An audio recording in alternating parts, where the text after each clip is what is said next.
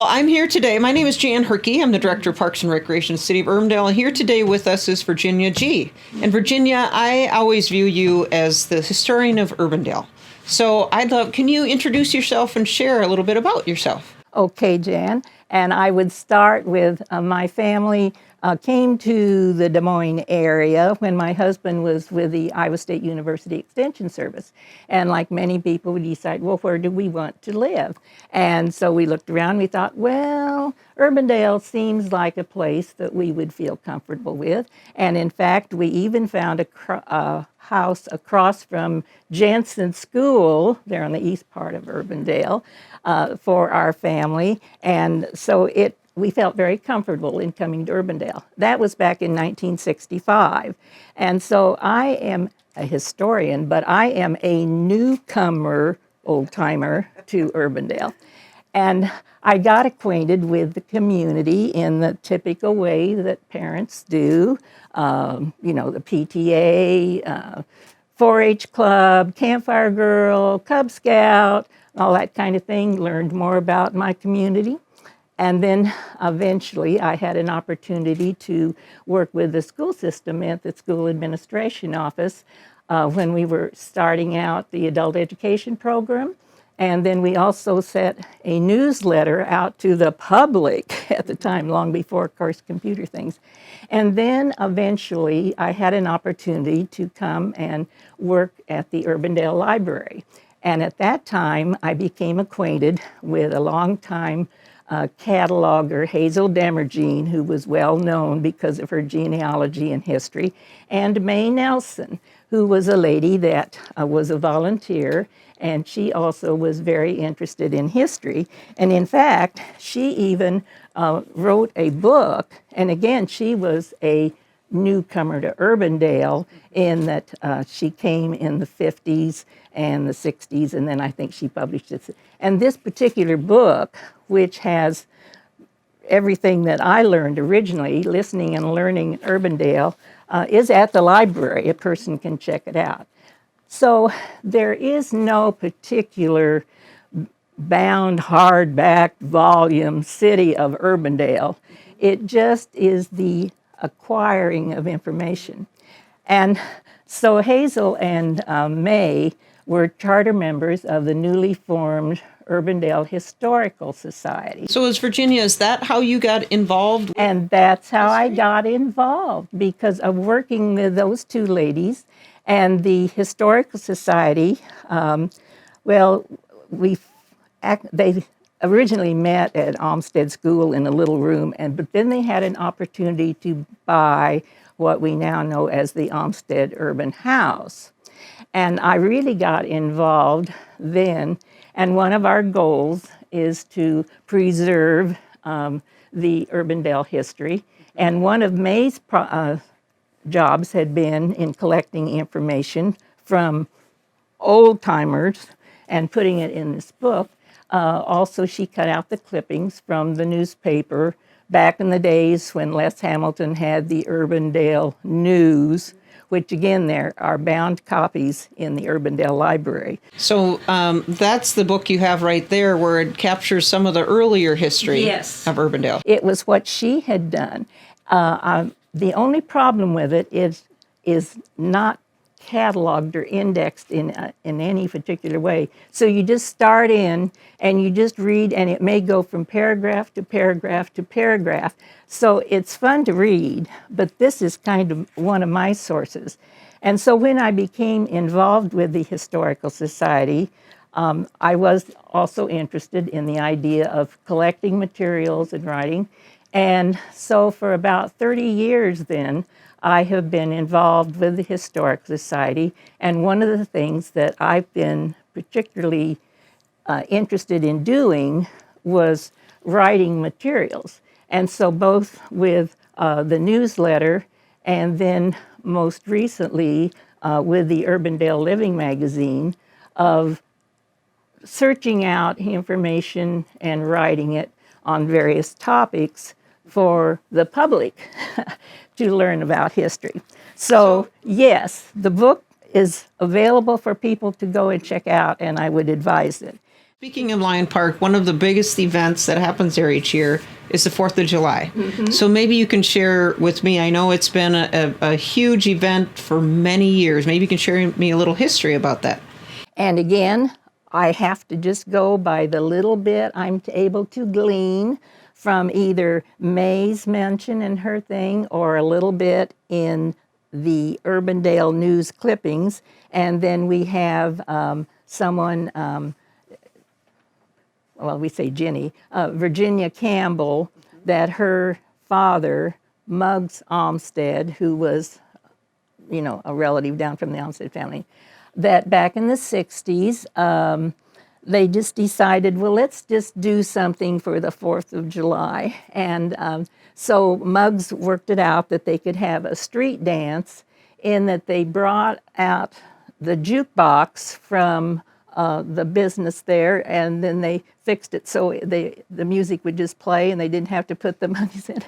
And so those first a couple of years, it just kind of had a street dance, and then there was eventually like a queen contest, and then I think under the Lions, probably originally too, the idea, well, let's have a parade, and then to show the size of it, afterwards, let's have a potluck in the park, and so that's how it started out. Well, let's have some events. Let's have some running events. And so it all started in just that simple way. And of course, now the main thing is the parade and everything, but the fireworks. People can access the information electronically. Yes. And yes. What a treasure it is for the Historical Society to be over all these years to capture history. And I know you've emphasized with me that you said you're a newer older historian, where it's interesting of 1917 isn't the start of the history of Urbandale. That's right. It's even before. And so when you think of it, Janice, here we are. Okay, if Urbandale history is starting, well, if you even say 1900, and here we are in the 2020, our coming, we're about halfway, or like with me with 65, about halfway of Urbandale's history, and how hard it is to find, and as I say, particularly in those early years, because nobody's alive and they didn't write things and there wasn't any newspaper published, and so it's just kind of by word of mouth that it's been passed along. And of course, we treasure so much of if people, in going through their attics or something, they find some old pictures and clippings, and it's hard to know. We were asked at one time to try and do one of these books that publishes, they're very common, the history of such and such a community.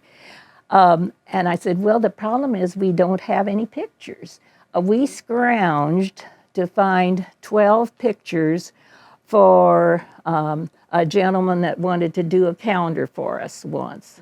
And we did that, and it was, but again, to do a whole book, partly I think people didn't think of taking pictures.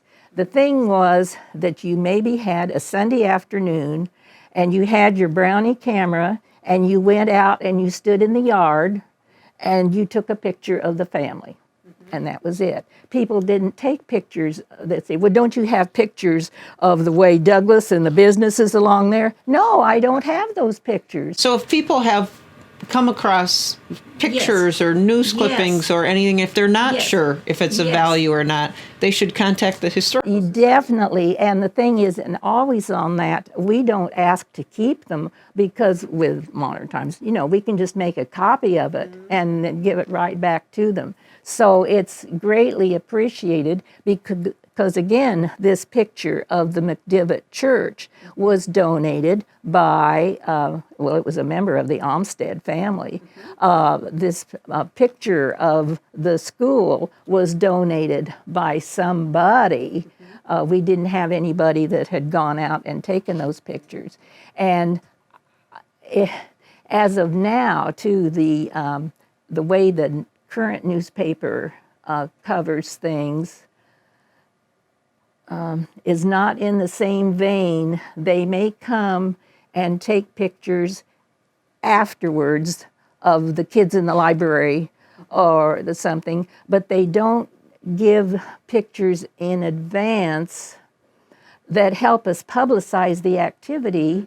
They don't have captions of the people that were in it, and so it doesn't give us much to preserve from now on. And so now we really appreciate it. And of course, people say, well, now it's on email and it's on website and it's on Facebook as our modern things, but we treasure the things of where people have actually written down or have taken pictures. And so the future of the past. is going to be difficult. And one of the things the Urbandale Leadership Group over 10 years ago, they chose the Historic Society as their project. And one of the things they did was to help get us into the modern age, help us get a computer, encourage us to scan materials. And one had said, well, you don't need these notebooks of all these clippings anymore. We'll just scan it. And of course, my thought is it's an advantage for me to pull the notebook and get the picture out. And still something you treasure is you need it tangible. Yes. Because, if you have it scanned and you have it on wherever, you have to know that it's there in order to get it out. And so I'm in between times. I'm going to be a relic because I still enjoy the handling and the putting the pictures together. We had so much fun when we had our event related to the National Register of Historic Places. The mayor proclaimed Urbandale Day, and we had this event. And Pat Finnerty, who's extremely active with the Historic Society and does our computer work, we went back through the albums and we found some pictures of the way the house looked originally, and then how it looked when the Good Friends had it in the 30s, and then how it looked when the Historic Society bought it from the Urbans, and then the changes that we had to make in the house to meet city regulations and all that kind of thing. And we put that together then as a PowerPoint presentation and so forth.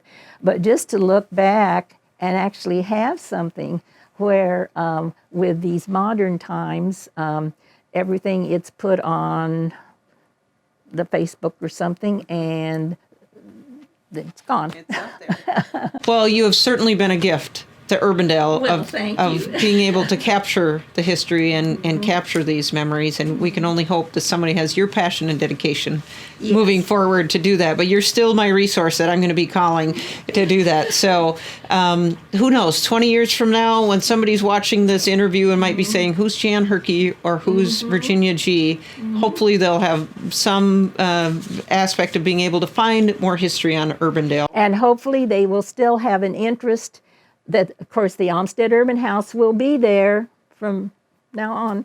It's filled with memorabilia and information, and hopefully they will follow along to either come to our programs. You don't have to be a member of the Historic Society, but again, we'll be able to follow these things that are on the website, and we can also be contacted with email. But that's the thing, is that about everything we need to know eventually may make it onto the website, and that's that and the few things that are at the Urbandale Library. Absolutely, and I hope people watching this for years to come will learn a little bit more about Urbandale and have passion for the community just as you have. Well, there's always more to learn and always more to do. Well, thank you again. Thank you.